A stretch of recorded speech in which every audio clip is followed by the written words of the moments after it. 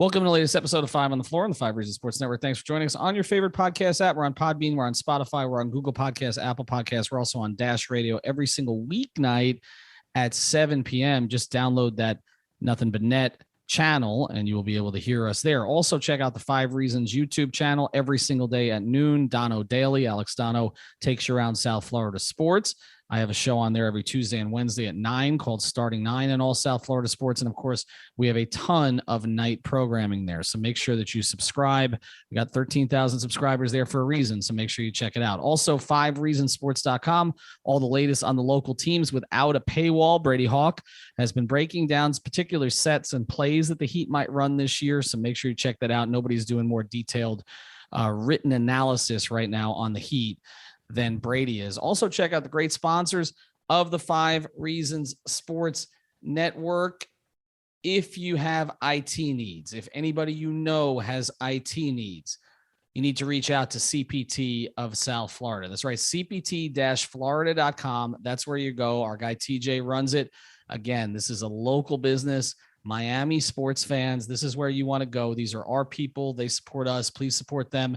They've been providing small and medium businesses with the technology they need for decades. They specialize in cloud-hosted phone systems and managed IT. If you own a small or medium business and you're looking to save money on your monthly phone and internet costs, you got to give TJ a call right now. With a cloud phone system, you can work from anywhere on any device. For a free in-person consultation, call TJ at 954-966-2766. That's 954-966-2766. And they've got a great promotion, 25% off cloud phone service, including free phones and the first 2 months of service free. Deal with an owner, not a sales rep. 954-966-2766, or visit the website at cpt-florida.com. And now, tonight's episode. Yeah. Five on the floor, ride for my dogs. Where here's the thing, you can check the score. Hustle hard, couple scars, wearing bubble frogs. Just like Buck said, you in trouble, y'all. Kept the floor playing, got it all band. Y'all seen the block, stop with one hand. And Pat we trust, it's power, have the guts. We're here to bring the heat, y'all can hang it up. Welcome to Five on the Floor, a daily insider show on the Miami Heat and the NBA, featuring Ethan Skolnick, Greg Sylvander, and Alex Toledo, plus others from the Five Reasons Sports Network. All right, Ethan Skolnick back on Five on the Floor. Here's tonight's floor plan. I've got Alex Toledo with me. You can follow him at Tropical Blanket. You can follow me at Ethan J. Skolnick or at Five Reasons Sports. Now, we talked about the East the other day and kind of some of the top contenders, but now we're going to look at the entire league. And we're going to put it into this context. We're going to kind of tier up tonight. There are, in our view, about 5 tiers of NBA teams. This is not easy to put together, okay? Alex and I have been doing this separately, and we're going to bring our lists to the table here. We're going to try to figure out which tier the Heat fit into, okay? So this is sort of how I look at the tiers.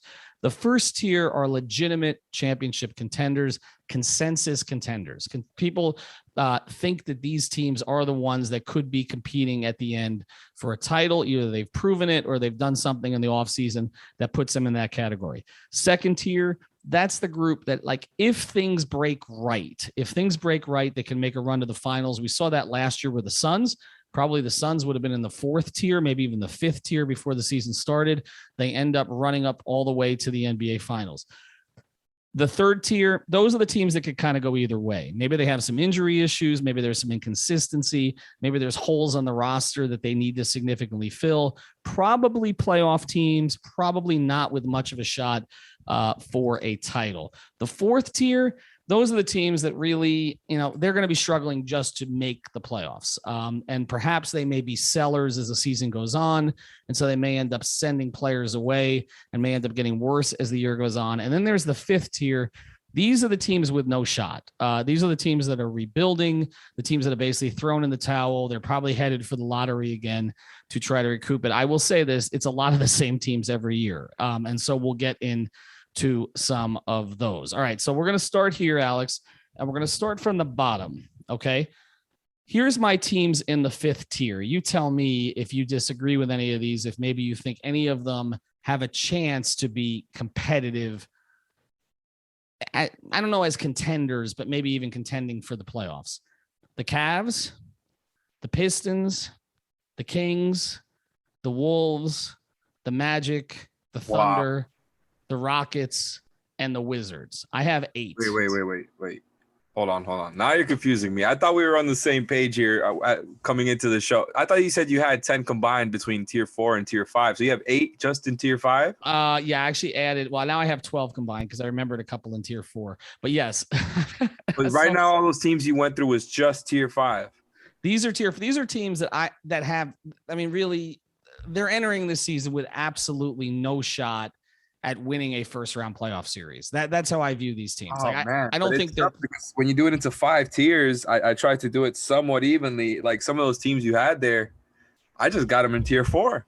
Okay. All right. Well, let's see. I thought we weren't gonna differentiate much there, and I thought we were gonna get through this one quickly, but apparently not.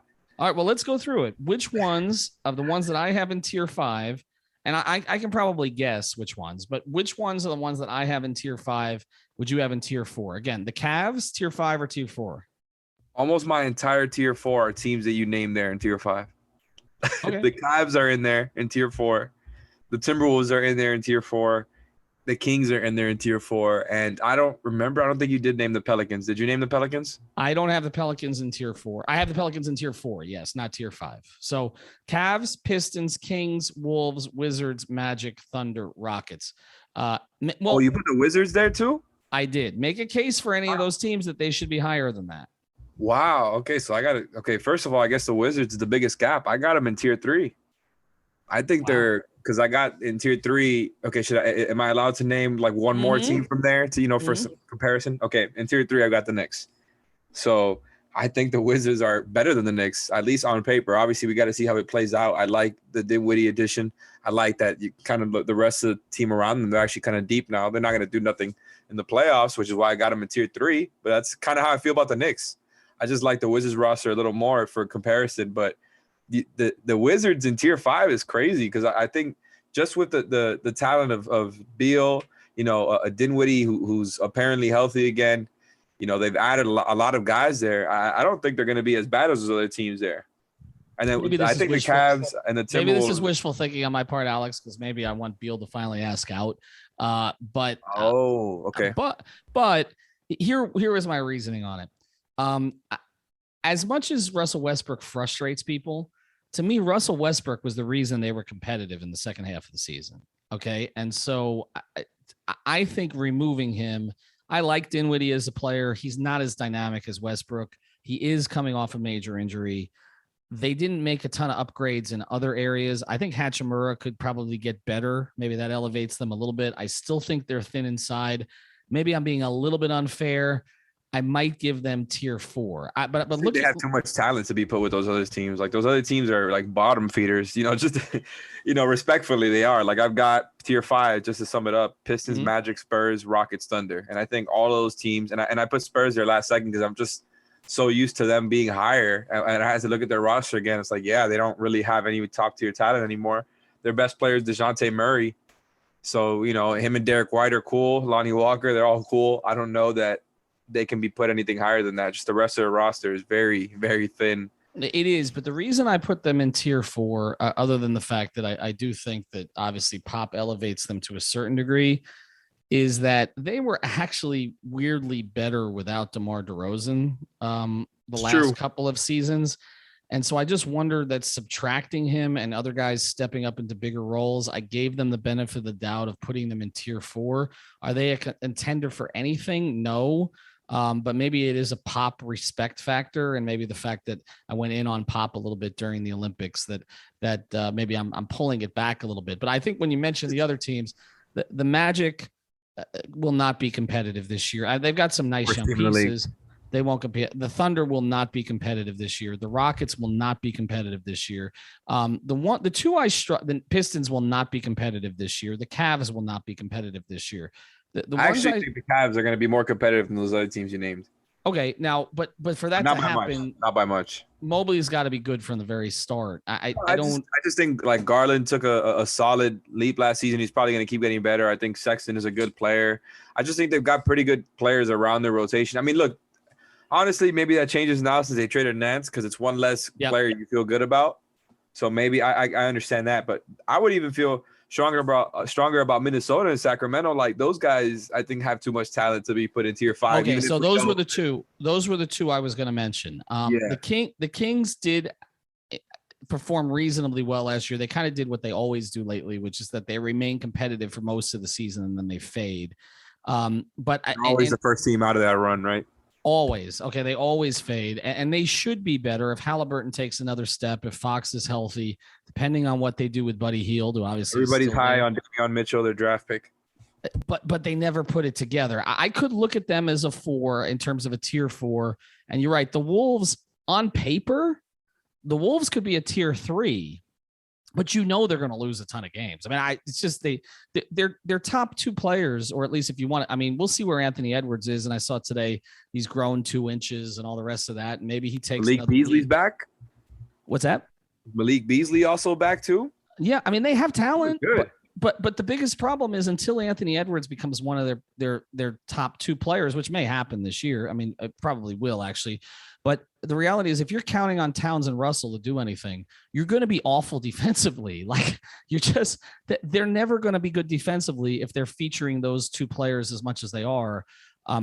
I could put them as a tier 4, but they've just burned me so many times. So you're right. I'm probably being a little unfair to a couple of these teams. I will tell you the other teams I had in the 4th tier, and I struggled with all 3 of them actually, because I think all 3 could be tier 3. I've been saying I think the Raptors could be better than people think. But I needed to drop somebody out of my top 3 tiers, and so I dropped them. And I decided to keep Indiana in the 3rd tier because I just like. You were going to put Indiana tier 4? Well, you got to put somebody down there. Like, I mean, that was the Pelicans for me. What you're talking about, I had a tough time just because of their talent base. Like, obviously, they lost Lonzo. I think, you could do worse. Obviously, they traded a first to do this, which is the ugly part, but you could do worse than replacing Lonzo with Devontae Graham, Tomas Satoransky, and Garrett Temple, who we all know is like a leader guy and who can play some minutes. They had, some locker room troubles. Maybe that's cool, right? They're going to be a terrible defense again, which has been their problem, and which is why I put them down there. It was just tough because it's like we know Zion is a really good player, made the All-Star team, deservedly so last season. Ingram wasn't too far off. There's a reason everybody wanted the Heat to trade for him. So it's tough to put him down there. I for some reason, I trust Toronto more. I just trust them to actually put it together, even though they lost probably their second best player. If you want to say Siakam was better than Kyle, I kind of feel like they'll be competitive quicker than the Pelicans just because they seem like all over the place. Like they don't even know if they want to play with each other at this point. That's probably what swung them for me. Well, I think I think what you're getting in Nurse as a coach. It's a proven commodity. They're going home, which helps them. They have proven players. And they have proven players who are on the upswing, and it's a very good developmental program. So you expect you saw the progress that Van Vliet made. I expect Anunoby to continue to progress. I think Siakam gets himself back on track as a consistent player. I don't think he's a number 1, but I think he's kind of what they have as a number 1 right now. But I think they could be better. In fact, I actually hesitated to put them behind the Knicks, to be honest. Like I actually thought about dropping the Knicks down to 4th tier. Same. I was literally just thinking about it now. Like I feel weird having the Pelicans lower than the Knicks. Mm-hmm. Yeah, because I think the Knicks are going to be the biggest disappointment in the NBA this season. It's just a West-East thing.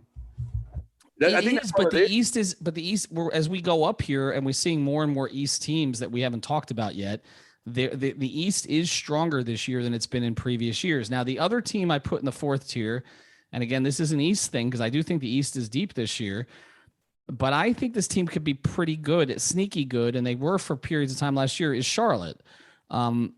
I put them in the 4th tier because of the way they faded at the end of last season, where it made me feel like a little of that was fool's gold. But LaMelo's going to get better. PJ Washington's going to get better. I don't think losing Devontae Graham is that big a deal for them. I think they've got other pieces that will fit better. Hayward. Hayward coming, and they re-sign Rozier. I mean, whatever you think of it, I don't know. I feel like the Hornets could be a tier 3 team, which means kind of one of those teams in that sort of 6 to 9 space in the East. I put them in the fourth tier really because I couldn't figure out who else in the East to drop out, essentially. Yeah, that's why this is a really tough exercise, just trying to group everybody together. I'm like, it's still tough, like just looking at it now. Like I said, I want to go back and put the Knicks tier 4, Pelicans tier 3, but I don't know that I can just because the Knicks made it to the playoffs and that arbitrary label, knowing that the West last year was deeper than the East. I don't know. It makes me hesitate a little bit. I'm not going to lie to you, but I'm going to give the Knicks the benefit of the doubt just because they had a strong defense and the Pelicans were an awful, awful defense. And, they showed something. I don't think the Pelicans showed much last season. Yeah, I think it's also a bet on Tibbs over again, the Pelicans sort of unknown coaching situation right now. Well, there's a bunch of teams we have not mentioned before we go to break here and come back. And obviously we haven't talked about the Heat yet as we kind of progress towards the contenders. Is there a team that you have in that bottom 2 grouping that we have not mentioned yet? Yes or no? I don't think so. No. Okay. So if that's the case, we're going to move on to the top 3 tiers here in a second. Before we do, I want to tell you about another of the great sponsors of the 5 Reasons Sports Network, and that's Therapist Preferred. This is a CBD company founded in 2019 by physical therapists to maximize performance and recovery for active people. 100% THC free and third-party lab verified. All the products made in the U.S. with cutting-edge technology from organically grown hemp. The most popular products, the CBD sports cream, and, of course, the gummies, the strawberry lemonade, the green apple. I just ordered some more this week. Use the code 5 Reasons. That's the code 5 Reasons, number 5 Reasons, for 25% off your order, plus free shipping on all orders. So go to therapistpreferred.com. That's therapistpreferred.com. Use the code 5 Reasons. A bunch of people have ordered through us. They're happy with it, and they're reordering. That tells you a product is good. So again, reach out, therapistpreferred.com. Use the code 5 Reasons. Get your 25% off. All right, Ethan here back with Alex. Bunch of teams we haven't talked about. Let me roll out who's in tier 3 for me, and you can dispute this. Now, I have these grouped 5, 5, and 6. Okay, so I'm a little bit more balanced here than I was before. Okay, my tier 3. Now again, to kind of classify what this is, I mean, these are teams that really, to me, are bubble playoff teams, could kind of go either way based on some circumstances, but really don't have a championship shot. Okay, here's who I've got: the Grizzlies, a team I like enough to put them above 4th and 5th. A lot of good young developing players, but I feel like they need to consolidate some assets. Jaren Jackson Jr. coming back, and apparently he's healthy. Yeah, to really get Miranda second star. The Bulls, obvious improvement there, but we have to see what it looks like on the court. The Pacers, who I think went through every bad circumstance imaginable last year, they're going to be better coached this year, and I do like their starting lineup and how the pieces fit.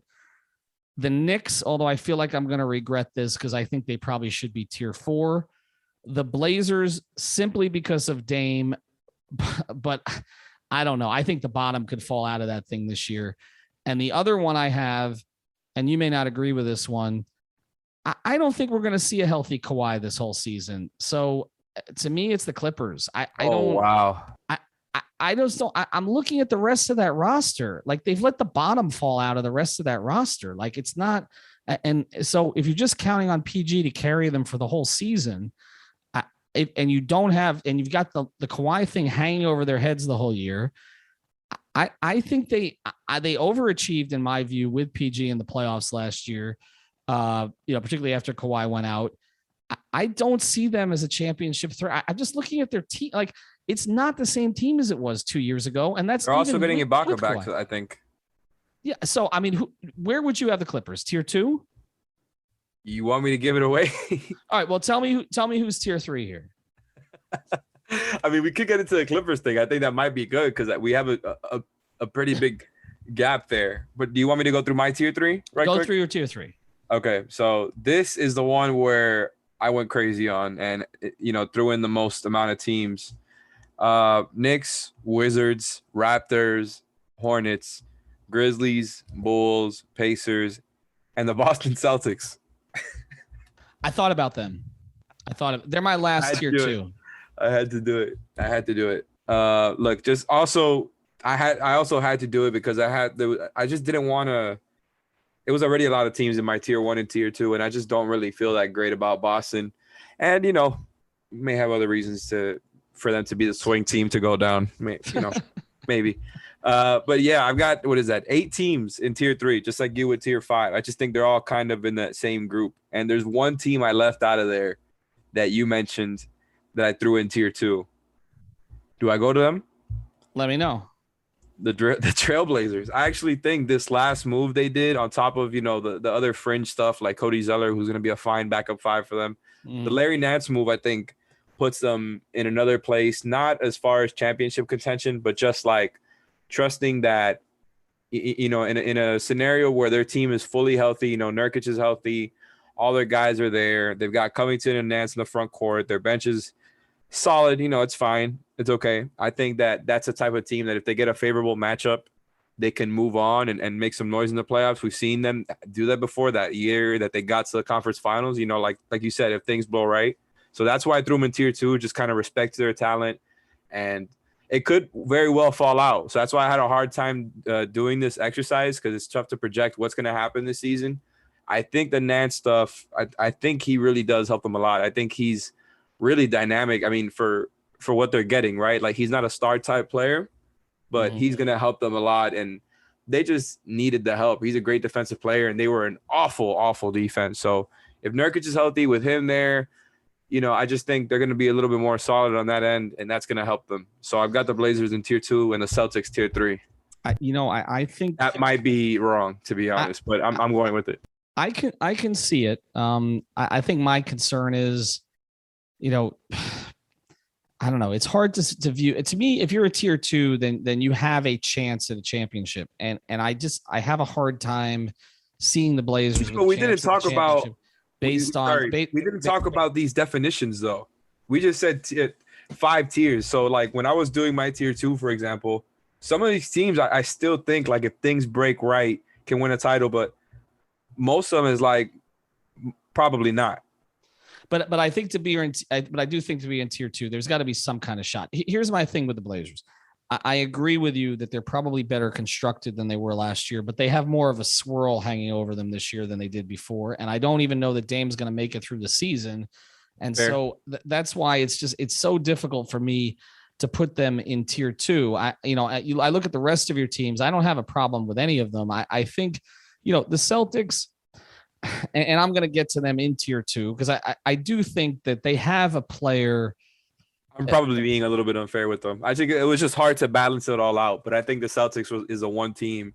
If I'm being honest, I think they got better. So they also had a tough year. So I'm trying to be fair because the Heat had an incredibly tough year. So I'm trying to be fair to all the other teams like the Raptors, like the Pacers, who had really tough years and who are probably going to bounce back. The Celtics got a lot tougher on defense. They got better. I just don't really trust that they're going to be able to make a lot of noise in the playoffs. But just like the Blazers, they can definitely advance. Like, I don't expect them to really do anything as far as getting far, but I look at them and the Blazers kind of similarly. So maybe I should have the Celtics tier 2. All right. So before we move on, though, we are in agreement because we have not mentioned the Heat yet. That the Heat, and there's we're going to have basically 10 teams, it looks like, in tier 1 or team 2 between us. Although they might be slightly different at the back end, as we talked about, maybe Blazers and Celtics. But basically, as we're discussing it, you and I are in agreement that the Heat firmly belong in the top 2 tiers, that there's no team in the 3rd tier, whether it's Pacers, Bulls, Grizzlies, Knicks, the Celtics, for me, the Blazers, Clippers, etc., or any of the others we've mentioned, that should be given a better championship chance. I'm not saying finish ahead of them in the regular season. I'm saying a better championship chance than the Heat. No. I mean, I don't think so. I'm still like looking at my list right now, and there's one team I'm really, really, really struggling with. Mm-hmm. Actually, a couple as we're going through it. I have it written down, but I'm very tempted to change it. So I just think tier 1 and tier 2, probably the toughest one, to be honest. All right, we'll get to it's like we're like this is right now. This is the earliest of staking our claims with some of these teams, so we got to be very careful here as takesmen. Yeah, as takesman. That's what we'll call it. All right. But if you have a take on particular players that you want to play, whether it's in college football, NFL coming up, or of course NBA when it starts in October, you got to go to prizepicks.com. That's right, prizepicks.com. We always tell you to use that code 5 when you play the daily fantasy, you play the up downs there. But we've actually got a crazy promotion for you. Okay. And for this one, you've got to use the code, and I got to look it up because I got to make sure that it's right here. The code is actually 5 CFB. That's 5, and that's not the number, spelled out FIVE CFB. That's for college football. CFB, 3 letters there. And here's what it is, okay? If there's 1 point scored in the Georgia Clemson game and you've played the Georgia Clemson game in any way, you'll get $50 free.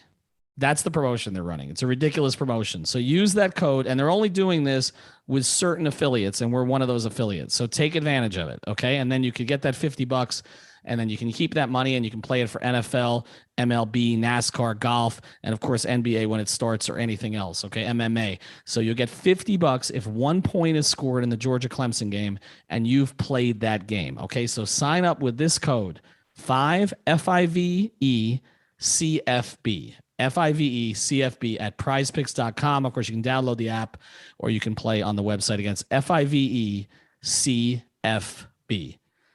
All right, let's get to it. 2 tiers left here. I went 5 and 5. Okay. So yeah, I just audible. I feel like I had to say it. I didn't want to be dishonest. I had to audible. It was just picking at me too much, and it's unbalanced now. You can't audible at this stage, Willie? Oh, I mean, look, I just made up the rules in my head that we hadn't announced it yet. I could have just said nothing and you would have never known, but I was trying to be honest with you and the podcast, for my integrity as a journalist. Right. Well, I'm going to hold you. Now I only have 5 teams in tier 2 and 8 in tier 1. Wait, I'm sorry. No. 7 in tier 1. 7. Wait, so you have 7 in tier 1 and how many in tier 2? 5. It was 6 and 6. So you have 12 teams. There was one team I couldn't leave out of tier 1 that I really didn't want to. And I think it's going to be very controversial, by the way. All right, let's roll here. I'm going to go with my tier 2, and we'll try to compete. I've got 5 and 5 because I'm actually playing by the rules here. You ready? No, you broke the rules early in the show. Okay, well, I broke the rules in tier 4. That's not the same as breaking the rules for championship contenders. I hear these are teams that to me have an outside chance of winning a championship, but they have at least 1 or 2 major issues that need to play out correctly. And I struggled with this too. I did have the Celtics in this group. And the reason I have the Celtics in this group is because I just think there's another level for Jason Tatum. I think we've seen now that he can carry the team for stretches. If he can extend that in any way with some pieces that fit around him better, I do think they've got an outside shot. I would not count on it, but I would think they have no spacing. So that's what made me feel better about maybe putting him down, even though I kind of said I would maybe put him up now. But all right, well, let me get through the list and then I'll go through yours. Go ahead. Number 2, and this was another one I struggled with. I think the Hawks are going to take a step back, but at the same time, I want to give them respect for what they did this past season. They haven't really lost anybody of significance. They kept Collins. They just re-signed Capella to an extension. Trey is going to play with more confidence this year after everything he's been through. And obviously Nate McMillan did a hell of a job with them last year. So I'm going to give them the respect of tier 2. To me, they're the back end of tier 2. The other one, we haven't talked about the situation enough, probably. The Sixers have so much material on that roster that I just don't know who they're going to flip Ben for. So that's, I've been thinking about this. I kind of want to move him down a little bit. I'm not going to lie to you. I do, but until I see what they get, I guess I've got, they were the number 1 seed in the East last year, but until I see what they acquire for Ben, I'm going to leave him in that second tier. The other one I'm going to leave in the second tier is the Jazz. I can't put them in the first tier because I just don't think they're a playoff proposition. If Rudy can continue to be played off the floor, we've seen them kind of mentally collapse the last 2 years. I love Donovan, but I'm going to put them in the second tier. And my top team in the second tier is the Heat. Yeah.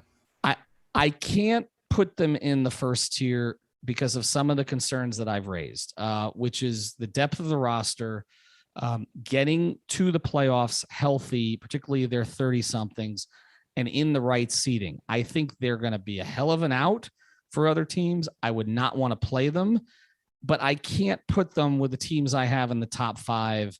I think they're right on the edge of it. I think, again, they're going to be a 3 or 4 seed, probably a 4 seed that nobody is going to want to play. But I also think there's going to be struggles this season because of injuries for the older guys and inexperience for the younger guys. I have them kind of as the 6th most likely team to win a title this year. So I'm making them first in the second grouping. So before we get to the first grouping, because obviously I got 5 teams that I've left to the side, who do you have in your second group? So I thought this is going to be where I differentiated from you, and we agreed. I had the Heat and the Jazz there. I think those are the 2 strongest teams in tier 2. Like, I think they're a little bit stronger than the rest here. I've got the Sixers, the Hawks, and the Blazers there. And like I said, I would maybe consider replacing the Sixers with the Celtics here, just because I trust the Celtics talent more at this stage than I trust Embiid, Tobias Harris. I mean, look, Embiid is really, really good. So I'm not saying anything bad about him. I just mean like the rest of that team, knowing that Ben Simmons is most likely not going to be on that roster, which saddens me a little bit. Like I said previously, I think it would have been funny if they would have just kept kind of running into the wall every year. So I was looking forward to it, especially, with Coach Doc, but it looks like that's finally going to change. So I don't know what to think of them. I'm going to leave them there in tier 2, like you said, because they were the 1 seed. So I guess you got to give them some sort of respect, as much as I hate to do so. And I've got them there as the 5 teams. Like, I don't want to have the Heat and the Sixers in the same tier. I'm not going to lie. I was just trying to be objective here. So Heat, Sixers, Jazz, Hawks, and Blazers, tier 2.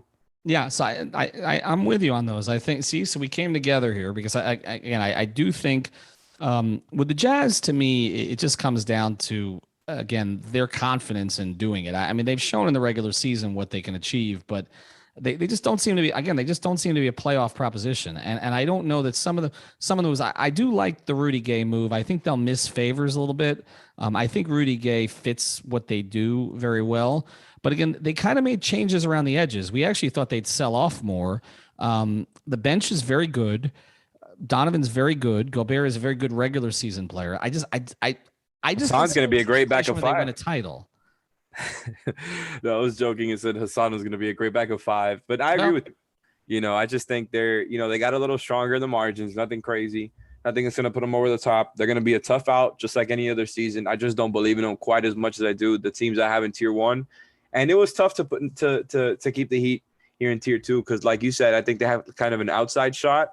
So I guess that makes me feel better about keeping them there. Like, I think the Heat and the Jazz are kind of above those other teams I named, just a little bit at least. I think the Heat, I think they actually have a higher chance of doing something in the playoffs than the Jazz, just because although both conferences are deep, I think the West, it's so tough to get a matchup that would be favorable for the Jazz. We're avoiding the Lakers or avoiding some of these other teams that we're about to go through in tier 1, right? I think there's more of them, right? That's what both conferences are deep. I think there's more high level teams that have a championship chance in the West. So I think the Heat, like we talked about before, the Nets and the Bucks, and I think they have an outside chance of beating those teams. I don't think that's crazy to say. All right, well, we're going to get to tier 1 here in a second. One more sponsor we want to tell you about, another local sponsor, our friend Mark Brown. You spell it M-A-R-C, Brown, and that's important because you can find him at markbrownpa.com, 954-566-5678. Reach out to Mark if you need your title done. They've got an in-house real estate company right there, a title company. They handled actually two properties I've sold in the last year. They handled both of them for me, and they handled them extremely well. And I can tell you the second one, there were complications on the other side, okay, and they handled it perfectly smoothly. So reach out to Mark Brown, PA.com, 954-566-5678. Another big Miami sports fan. But the other thing he can do for you is he can set you up with an estate plan, and that's important. If you're young and single, you want to make sure that someone's making decisions for you. If you're unconscious, you're incapacitated, something happens to you, you never know what's going to happen. But if you're young with a family, you really need it. Set up the plans for the kids in case anything unfortunate happens. So reach out to Mark, markbrownpa.com, 954-566-5678. and tell them 5 Reasons sent you. All right, so I'm trying to crunch the numbers for you here because how many you have in the first tier? 7. See, I only have 5. So I actually have the Heat higher positioned. Hey, how does that make sense? I thought there was only going to be one team that we're going to talk about here that was going to separate. Well, all right, you give me yours because I've only got 5. Because there's obviously 2 here that you've got that I don't. I can't really identify them. Go ahead. So tier 1, I've got 7 teams, like I said, and I've got the Nets, Clippers, Suns, Bucks, Lakers, Nuggets, and the Warriors. Oh, wait a second. You're right. Okay, I screwed that up. You're right. I missed the Warriors is the team that I accidentally crossed out and didn't put anywhere else. Okay, so I. Oh man, I thought that was going to be one of the other controversial. No, ones. Okay. The Warriors I would have in the second tier, but I would have the Warriors behind. I was debating actually between third tier and second tier for the Warriors, and then just forgot that I crossed it out. So I'm glad you mentioned them. I would have them second tier, right behind the Heat and the Jazz. I feel. With them, and I'll let you talk about them more, that it's going to come together more this year, provided Clay is healthy, but counting on Clay to be healthy after, and it's not going to be for a little while here, after 2 major injuries, even though he's not a player who relied on athleticism, is a lot. And I think to count on progress from Wiseman is probably expecting too much at this stage. I just don't think he fits with what they have. And I don't know what the trade is going to be, but I would put the Warriors in the second tier simply because they have Curry and simply because it's clear that they are an attractive destination for other players and they could land someone big, whether it's Simmons, whether or one of the other guys here that pops through. So I would have them second tier, kind of maybe even ahead of the Hawks and the Celtics and the Sixers, but behind the Heat and the Jazz. But you have them first tier. Why? So this was the team that I struggled with the most, that I was alluding to earlier, that I audibled with. And all those points you made are more than fair. And that's why I had them tier 2 originally. I never considered them putting tier 3. I just have too much respect for their guys. I understand like the concerns with Clay, and maybe I'm underplaying that a little bit, but I'm just expecting him to be pretty close to back to normal. I think he's missed a whole lot of time. And I've been seeing videos of him working out and shooting around and actually playing basketball for a long time now. Not that means anything, right? I'm just saying, like, maybe in my head, that's why I'm a little bit more expecting that he's going to be back and healthy. I think, they didn't have an extremely strong offseason by any means. Otto Porter was the one addition that it's like, okay, that's fine. He as long as he's shooting well there, and I think he will, like, that's something that they needed, like somebody else who could actually shoot the ball. I think their roster, their rotation is pretty set. It's not a championship one as it is, but I'm projecting that they add somebody. I think they're the type of team that's going to add somebody via trade. And I'm not just talking about a big name player. I mean, like, they're going to add a rotation guy or two, whether it's buyout, trade. I think they're going to be aggressive there just because they've kind of, like, all these guys have signed their extensions. And I think they've kind of committed to the organization and making sure that they're contending for that championship. And they passed that point of, maybe packaging those young players, and they can still do it, obviously, but packaging young players for something else during the draft, right? Whether it's Wiseman or the 2 guys they ended up getting with Moody and Kuminga. I think they had the opportunity there and passed it. So they're probably going to try to add some rotation players on the margins. And I think that's going to be just enough to get them into that tier. I just respect the talent that they have already so much. I still like that team, that core won a title, and people want to talk about Iguodala and Barbosa and Livingston. I understand those guys mattered. Andrew Bogut, if you want to throw him in there. I think what they've got there will be just enough. I don't think Wiseman needs to be some great player. I don't think Kuminga or Moody, either of them, need to be great. I just think as long as those guys are playable and are giving you rotation minutes, their top-end talent is going to get them where they want to go. Now, I'm not going to pick them over these other teams. They're probably the last team I've got in this tier, but I think they could beat like some of these other teams in a playoff series, and that's what made me want to put them here. It's like I think they have a real shot at beating most of these other teams here in the tier 1. What's interesting to me is I've been kind of accused of being down on the Heat a little bit, or not down on them, but maybe the Elisa will be good over there. By the way, all of a sudden, watch. Not quite as maybe exuberant about as some people about the Heat, and yet I think the Heat have a better shot than the Warriors in the postseason because I don't know. I think the defensive toughness that those guys bring as compared to what we see with some of the Warriors. Because again, I think where Clay may struggle a little bit is on that end. Like I feel like he's going to get his offensive game back, but again, never a player who relied on athleticism, but he also was asked a lot of times to guard the best player on the other team. And I just, again, coming off 2 major injuries here, even if he is working out, concerns me. And again, They also had a strong defense last year with a pretty awful roster. No, I know he does a good job there. Kurt does a good job with it. The other one though that I look at, because it looks like we have 5 teams in agreement here. Again, I threw the Clippers out. I think you're overestimating the roster there. What's on that roster now? That's kind of benefit of the doubt from what happened in the playoffs. And maybe that's just small sample size theater, Reggie Jackson going crazy, but they were all on fire throughout the season as well. Like they were an extremely high powered offense that was shooting the lights out throughout the season. And then that's what ended up kind of swinging it their way. And Paul George playing well too, to top it off, even though game 7 wasn't his best game, obviously. I just think it was a testament to the talent that they had there. Like Terrence Mann took a step up. I think they're probably going to get Ibaka back. Maybe not from the start. I'm not updated on that, but I'm expecting him to be back this season. And that was the other factor about this whole exercise, was projecting who was going to be back by the time the playoffs started. And that's just kind of tough to project who's going to be. But Alex, let me ask you, who's going to be 100% healthy. Can they win? Okay.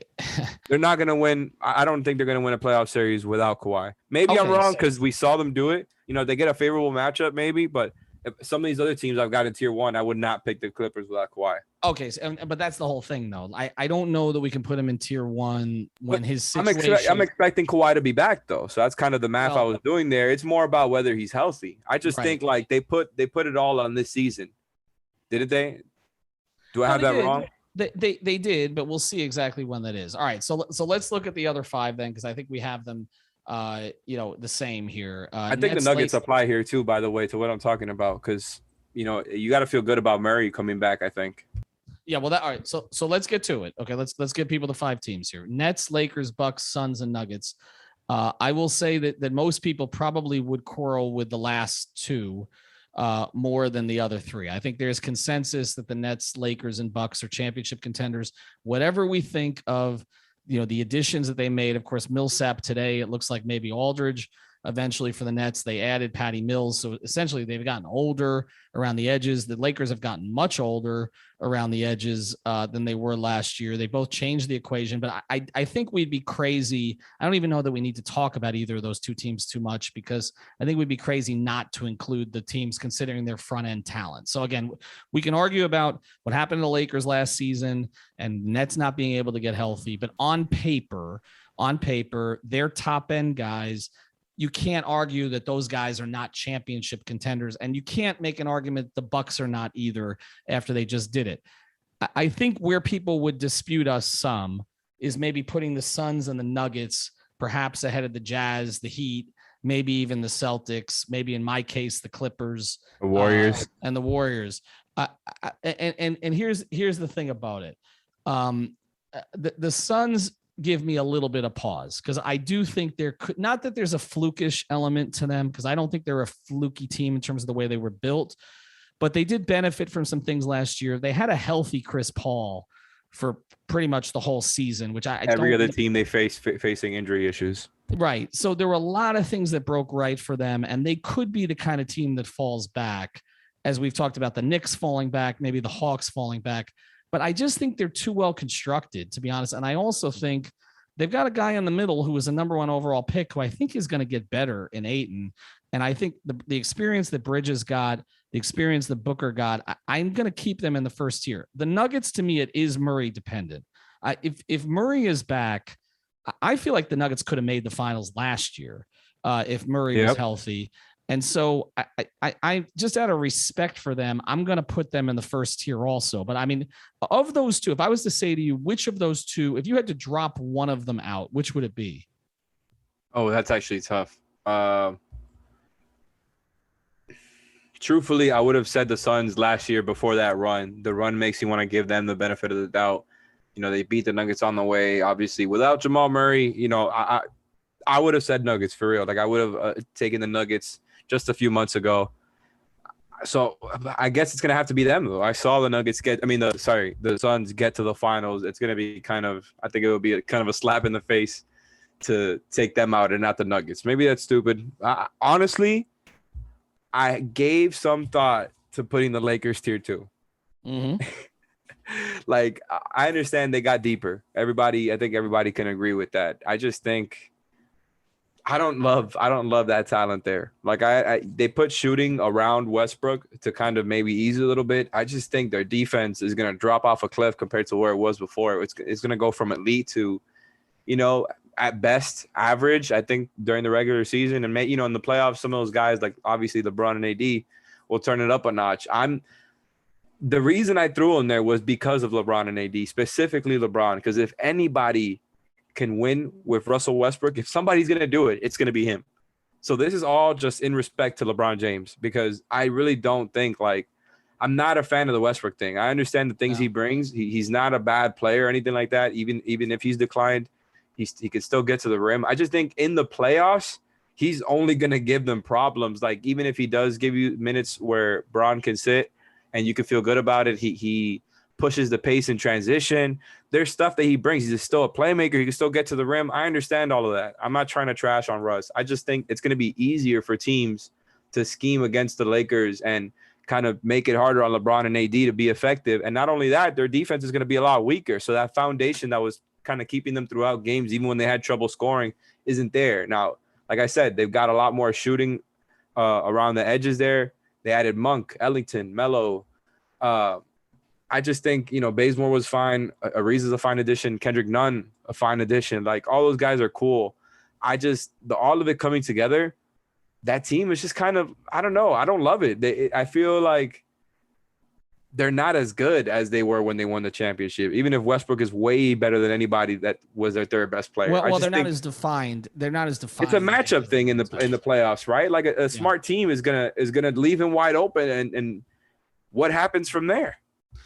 But I'll say this, and I'm with you on a lot of the concerns, and it seems like they've got 17 guys for 8 spots, and I also think the thing that's being overlooked here a little bit is they got a lot of veteran guys who are used to playing, and it's one thing to say that 1 or 2 guys is going to sacrifice to ring chase and win a title. It's another thing when you're asking like 8 guys to do it.